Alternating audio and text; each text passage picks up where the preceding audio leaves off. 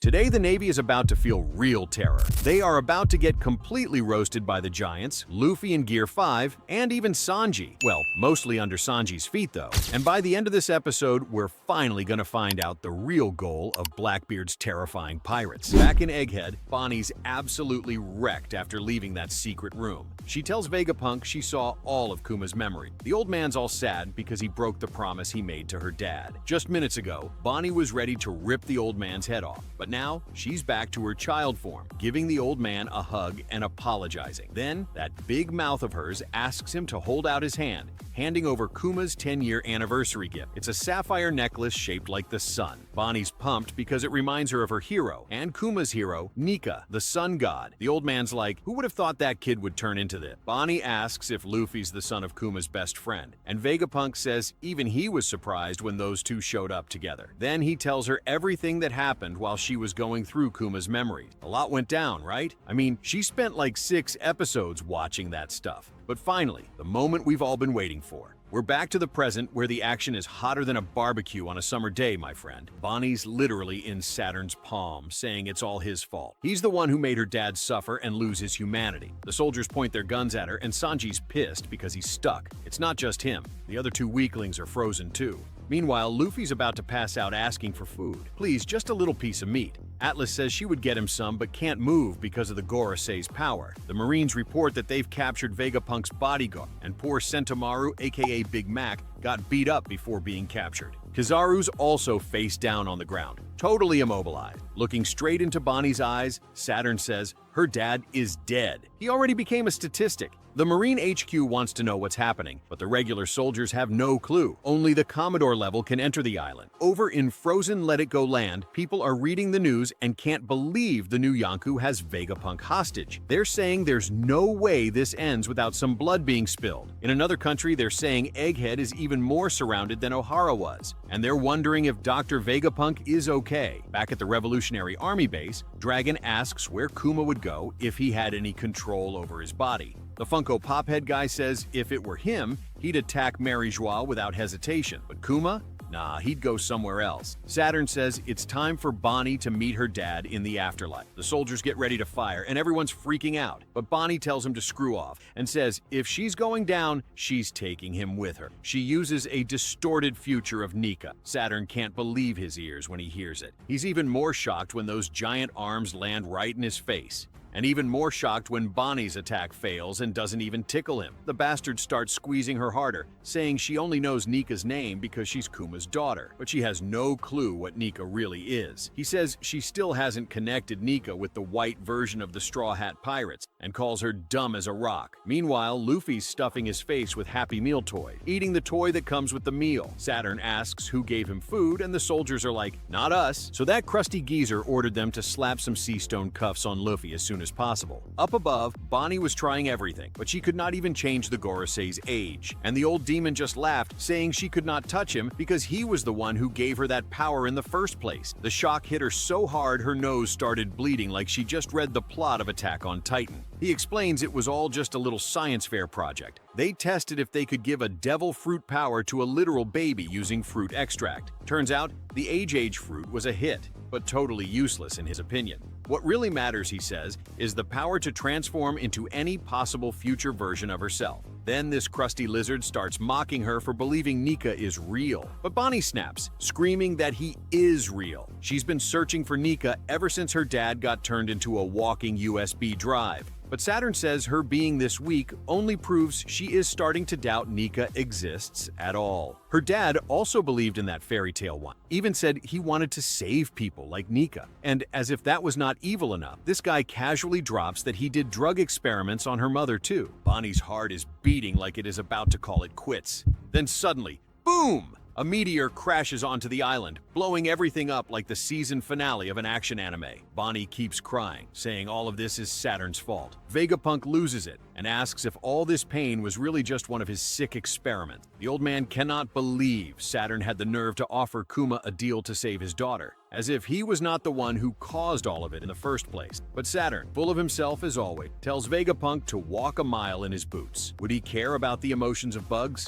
Trash has no rights in his eye. He stomps the ground like a toddler having a tantrum and says garbage is not worth sympathy. Meanwhile, that meteor? It was Daddy of the Year landing in style. The Marines are panicking. Was that a pacifista? But nope, this one has bear paws. That was the real Bartholomew Kuma. He blasts a Kamehameha that deletes a whole building like it owed him money. A soldier screams that the southeast coast of Egghead is under attack by ex-warlord Kuma. Everyone is losing their mind, and Vegapunk asks what Kuma is doing here. Saturn, the cocky lizard that he is, says there is nothing to worry about. Kuma cannot possibly be there. Yeah, okay, keep telling yourself that, Cupcake. This Gorosei goon is about to meet the real definition of fear. Bonnie is so scared, she cannot even hear what anyone is saying. Doberman orders everyone to open fire to stop Kuma from reaching the center of the island. They launch cannonballs straight into his back, but the dude does not stop. He is marching like a tank, ignoring bullets like they are mosquito bites. He nearly falls, but then he hears Bonnie crying, and suddenly he finds strength in places he did not even know existed. He starts body slamming everyone in his path like a one-man demolition squad. Saturn, annoyed that she is still alive, decides to finish Bonnie off for good. He tells the Marines to aim straight for her chest, while the others scream at them to stop. But just in time, Kuma arrives like a bear-shaped angel of death, blasting anyone who points a weapon at his daughter. Saturn tosses Bonnie to the ground like yesterday's leftovers. She sobs, saying even after all that, she is still going to die. She apologizes for not being strong enough. Then Saturn winds up his leg for the big stomp, but Kuma slides in like a linebacker and takes the hit straight to the back to protect Bonnie. She is crying her eyes out, not sure whether to scream or hug him. Saturn cannot believe what he is seeing. He rips Kuma's claws off and blasts him again, but the bear grabs the shot midair, and the impact makes Saturn drop his cane like an old man tripping over a Lego. He asks Vegapunk how this is even possible. Kuma was supposed to be dead. Kuma glares at him and remembers every single moment of pain. His entire family enslaved, everything he loved taken from him, but he is still alive, still standing, still fighting for the one person he can still protect. Saturn says he should be scrap metal. After all, when the Revolutionary Army rescued him, they activated his self-destruct protocol. But look at him now, alive and kicking.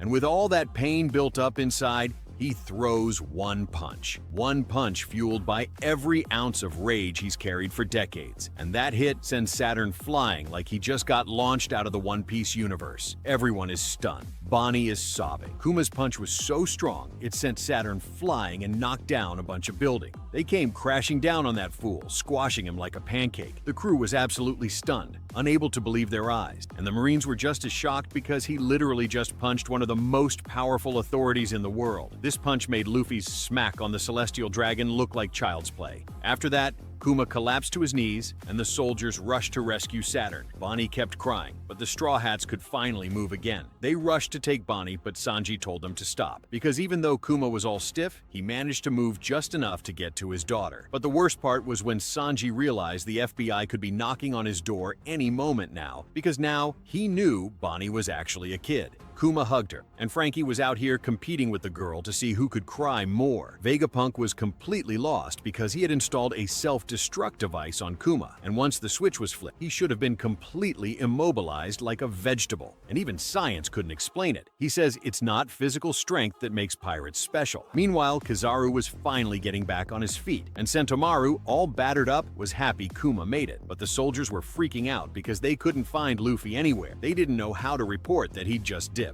After that, Kuma was completely powered down, and Bonnie thanked him for everything he did. She knew everything because she saw his memory, all the happy and sad moments he lived. With a waterfall of tears in her eyes, she said how happy she was to see him again. She said her mother was an incredible woman. She supported him all the way and would throw hands with anyone who messed with him. He was a bit of a doofus for rejecting Ginny when she asked him to marry her, but she knew it was all for her own good. And now Bonnie knew that Kuma never stopped thinking about her for a second. She also knew he wrote her several letters. They never arrived because of that rat Alpha. He wrote about everything he did while traveling the world and how impressed he was with Dr. Vegapunk's inventions. He couldn't wait to go on an adventure with her. The girl hugged him, saying that even though everyone calls him a tyrant, he's the kindest person in the world, and she promised she'd never forget that. Meanwhile, the Marines were still trying to dig up Saturn. He started releasing such monstrous energy that it sent everyone flying. The crew was in shock because they thought the Gorosei was a goner, ready to be printed on a t-shirt. But then Saturn crawled out in his Spider-Man form and landed like a Marvel hero. But let's be real, this old man was no hero. His arm got ripped off, and even that fool couldn't regenerate anymore. He asks Vegapunk if it was him who did this, but the old man says it was the power of love. The horned guy says this is just a mistake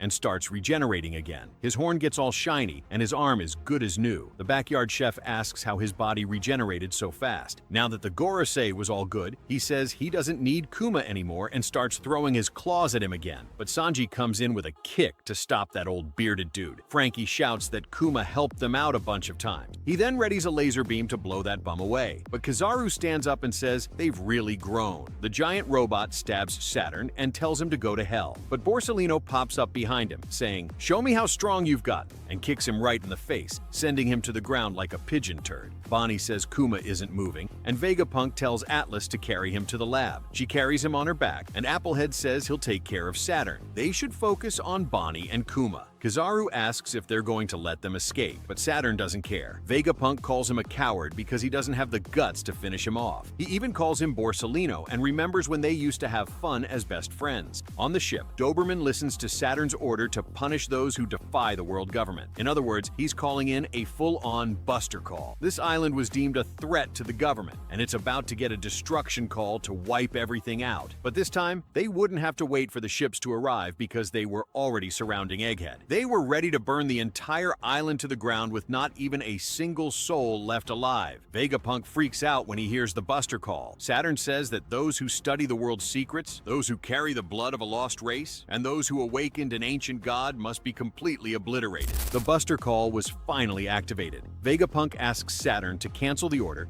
because this island is the future of humanity. The Marines were running around like chickens with their heads cut off, trying to evacuate the island, and they wanted to know what the heck was happening at the center of the island to cause this madness. Meanwhile, the crew was hauling Kuma on Atlas's back. Vegapunk kept insisting, but then the doll girl interrupted. She told Saturn and Kizaru to get to their ships because the island was about to turn into a war zone. But the horned guy said they were staying until everything was ready. He then ordered the bombardment to start, and the doll girl was like, "You've got to be kidding me." Kizaru told her to leave if she didn't want to end up as a pancake. Vegapunk asked if they were really going to solve everything by just killing him. After all, Egghead houses some of the most incredible scientific discoveries. Destroying the island would wipe out a century's worth of scientific progress, and he begged Kizaru, who could barely look him in the eye. Saturn asked if Vegapunk was still hiding something from them, and he said they didn't need that progress. Vegapunk begged again for the sake of humanity, but the jerk said he forgot to mention the ship that escaped from the island yesterday. He'd already ordered his soldiers to chase them down and destroy them,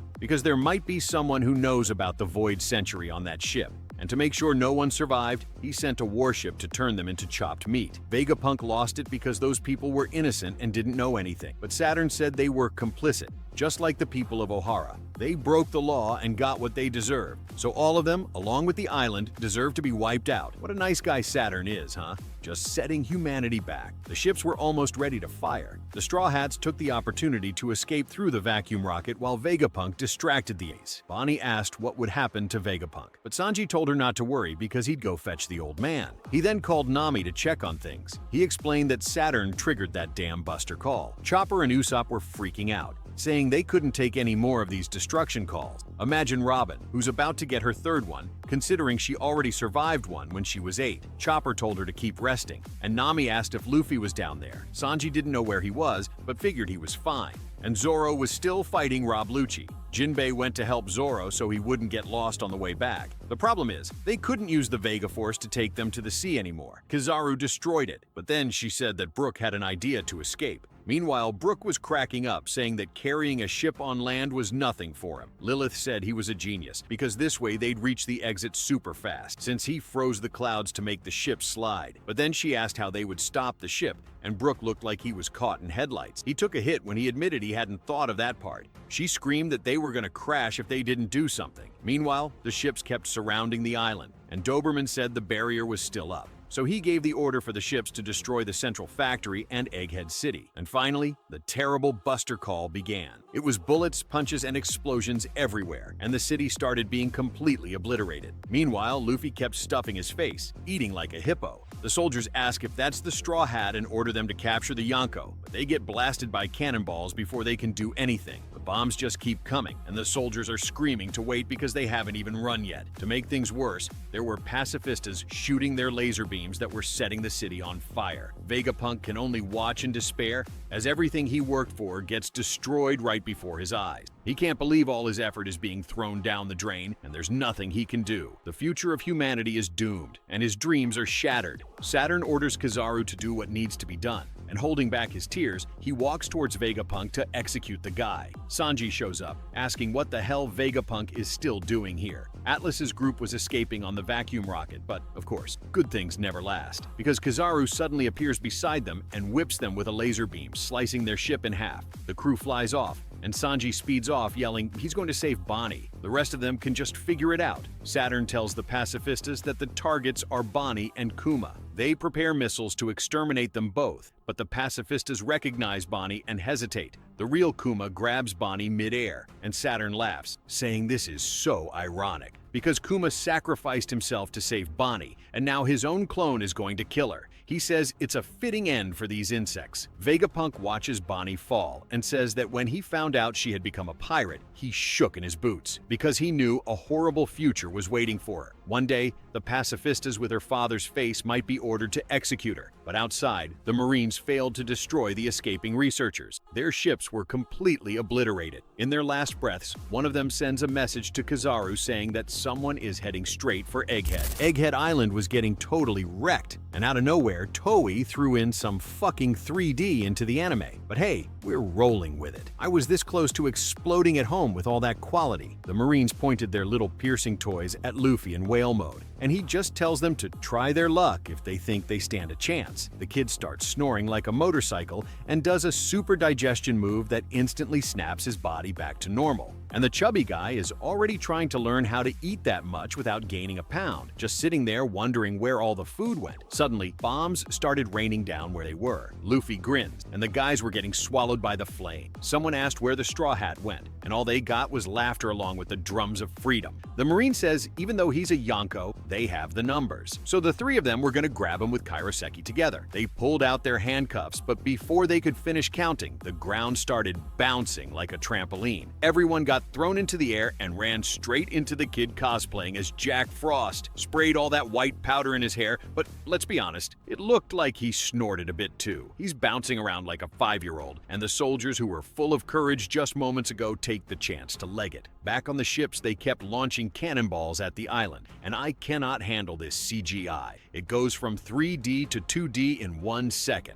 At the center, Vegapunk watches the crew falling from the sky like pigeon poop. He calls Atlas with his walkie-talkie to save Bonnie and Kuma. The rest of them can just figure it out. Saturn orders the pacifistas to shoot them, and Sanji's climbing in slow motion to rescue the girl. Atlas reaches Bonnie and tells her to listen carefully. The girl makes a weird face but follows instructions, turning to the pacifistas and ordering them not to shoot and to help them escape the island. Nobody understood a thing, and the soldiers on the coast swear they heard something. Then, just like that, the pacifistas obey and turn their lasers on the Navy ships. The game literally flipped in 5 seconds, and now all the Marine weapons are pointing at themselves. They sent a Kamehameha that blew up the ships, and that 3D wooden stick nearly shot through my computer screen. Vegapunk breathes a sigh of relief as it works, and the vessels start getting wrecked one by one. The old man says his only fear is that Bonnie ends up as dust at her father's hands. There is no way he could let that happen. That's why he programmed all the Kuma pacifista clones to obey Bonnie, with a control chip even more authoritative than the Gorosei themselves. That way, Kuma would always be on her side. But then Saturn stabs him in the back with those sharp claws. He tries to cosplay Ace with a hole in his stomach, but Saturn is blind as a bat and hits his chest instead. Everyone goes nuts, and Bearded Hornhead orders Kizaru to wipe them out immediately. Borsalino teleports in, raining shots that leave them like a colander full of holes. Sanji launches himself at the Admiral with a flying kick, but he dodges, saying he's going to cut those two in half. He tells Bonnie not to worry though. It will be fast and painless. The egg fryer activates turbo mode, running at 300 miles per hour. But it's too late. All they hear is a maniacal laugh and a giant fist barreling in, smashing Kizaru like a bullet train. The lantern guy kissed the ground, and Luffy grabbed his arm. This kid is so insane he lands that punch straight from the floor while bouncing around like a flea. He's like, now that my stomach is full, I am going all out, 100% power. He turns the entire island into a giant bouncing playground that just will not stop dancing. bouncing. Saturn is totally confused because the ground looks like jelly and the kid is hopping from side to side like a frog. The crew falls from above, but instead of splatting on the floor, they land perfectly fine. And they're still right in front of the big boss, who just told Vegapunk to take a nap. The soldiers are so distracted by the bouncing island, they totally forget they are being blasted with bazookas. Kizaru gets up from that hit, and Bonnie runs straight to the old man with the apple head. She's relieved he's still breathing and yells for everyone to get out of there. But Saturn the Horned tells them not to waste their time because bugs always meet the same fate. Out of nowhere, a beat drops that shocks everyone. Luffy fires up his JBL, blasting a wicked pagodown beat that even wakes Emeth from his 200-year beauty sleep. Bonnie hears the song and immediately remembers Nika's dance her father taught her, the same one they used to do together every night. Kuma says that one day Nika would show up, cracking up and shaking that booty. Vegapunk asks if she still hadn't realized, but even he wasn't sure until he saw it with his own eyes. The Straw Hat Luffy that Kuma had protected so fiercely was none other than Nika, the sun god. And when Bonnie sees the kid striking that pose, there's no more doubt. She starts crying because Kuma was right the whole time. Vegapunk says that this Buster Call is useless. People from all over the world have been waiting for this for centuries. Meanwhile, a massive ship is heading to Egghead. The Navy ships are falling one by one with nothing they can do. The lookout warns something is approaching, but it is not a sea beast weapon. They come face to face with a colossal ship and rush to alert all troops. The shields and Viking banners erase any doubt anyone could have had. Everyone thought these guys had disappeared over 100 years ago, but this ship is only massive because its crew members are even bigger. They are about to plow through every Navy troop gathered, bomb raining down, but the cannonballs barely scratch the boat. They ask what the hell these giants are doing here, and from above,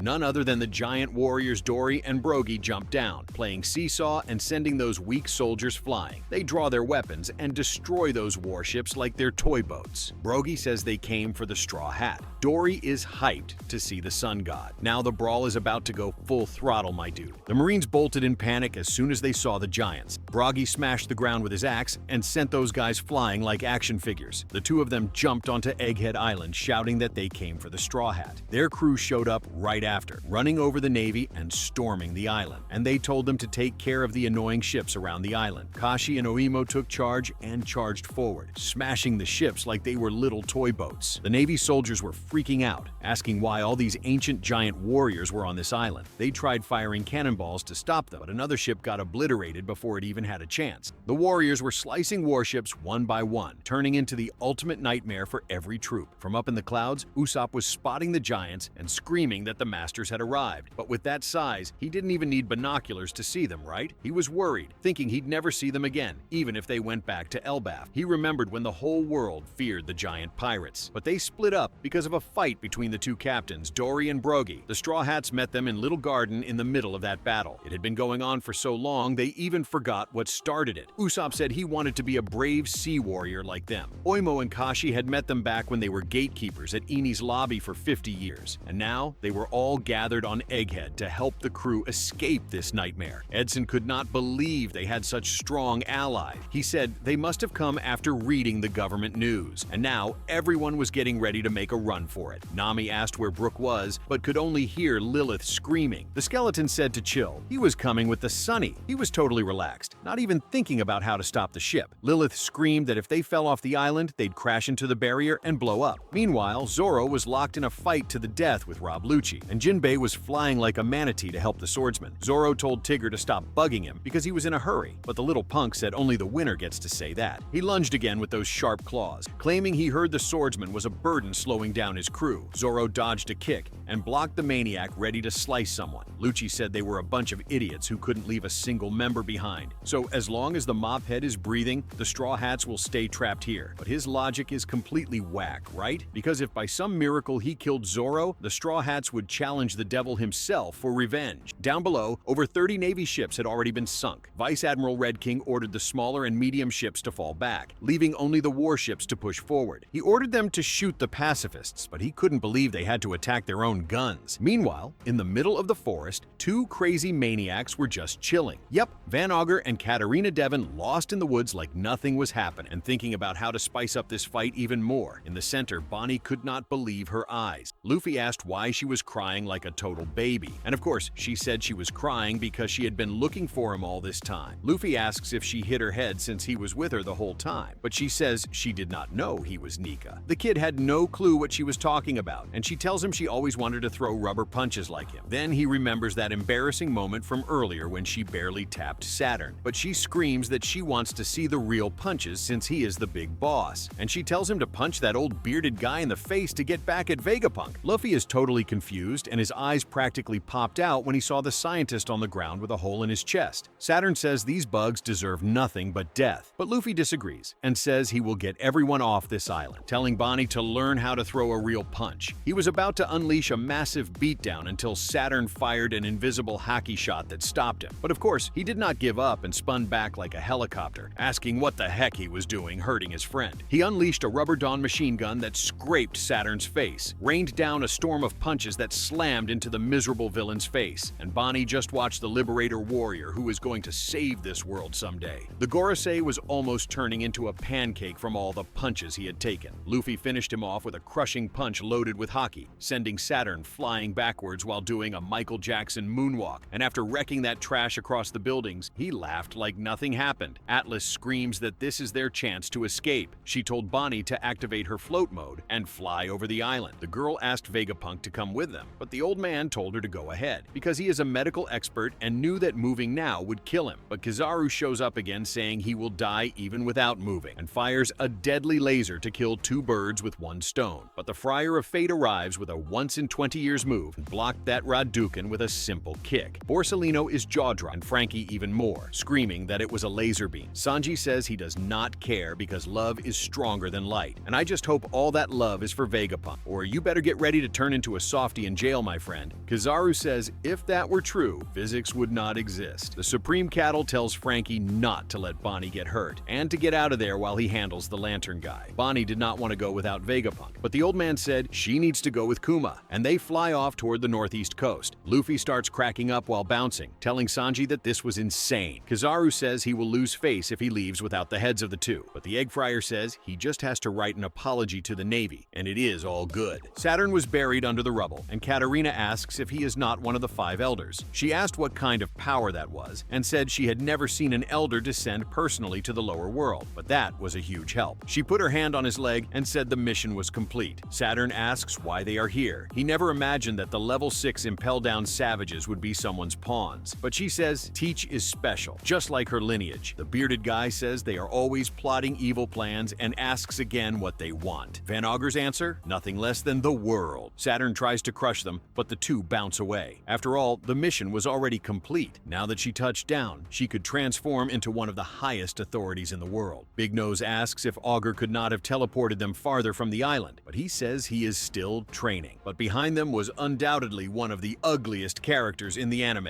Caribou was crying his eyes out and begging them to wait. He said he never expected to see these two legends here, Van Augur the Supersonic and Katarina Devon the Crescent Moon Hunter. He said he went to the sea with the dream of being like them. His dream is to be one of Teach's men, the terrible Blackbeard, and he begged them to let him see the captain, and the episode ends. Man, a wild episode was that. I do not know what shocked me more, Sanji kicking Kizaru's laser like it was nothing, or these two demons coming to Egghead announcing they want to take over the world. If you want me to bring the next episode as soon as it drops, comment One Piece 1141 so YouTube can deliver this masterpiece to as many people as possible. Smash that like button and subscribe to the channel so we can hit 100,000 subscribers by the end of the year. Only 72,000 to go, I believe. And check out the next video on the screen. It is insane. I'll stay here, thanks, and peace out.